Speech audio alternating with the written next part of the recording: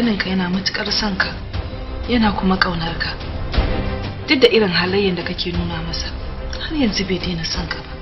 Sau nawa nake masa magana akan ya karatu? Daddy, uncle akwai karatu.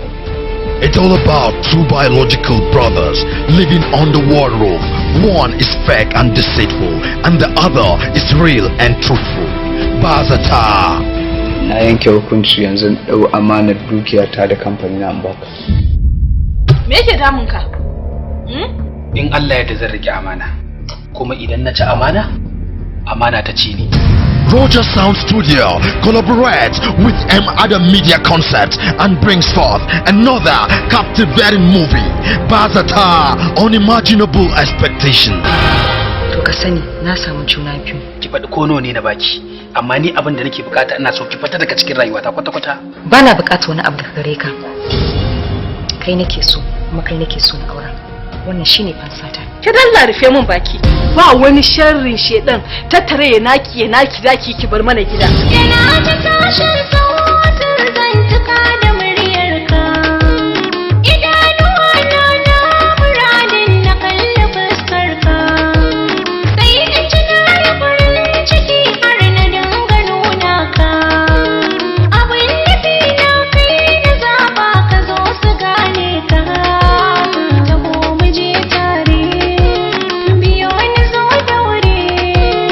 Yau kin mutunta ni kin suturta ni za a kalle ni. Kai kadai ne ni na zaba ka. Bazata.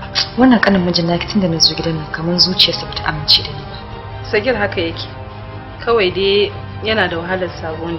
The war's pain in the world that goes beyond the physical, even further beyond any emotional pain one can feel, is the betrayal of a friend, wife, sister, or brother. Bazata.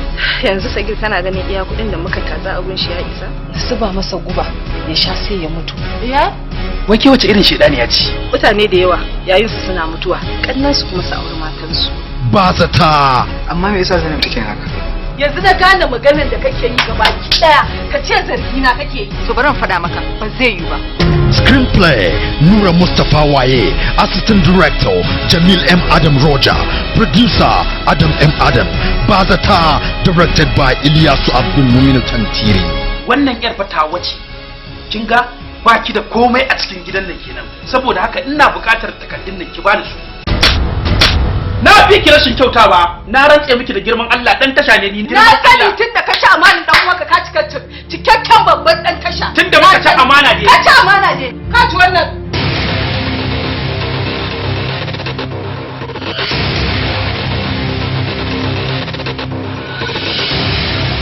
Bazata, coming soon.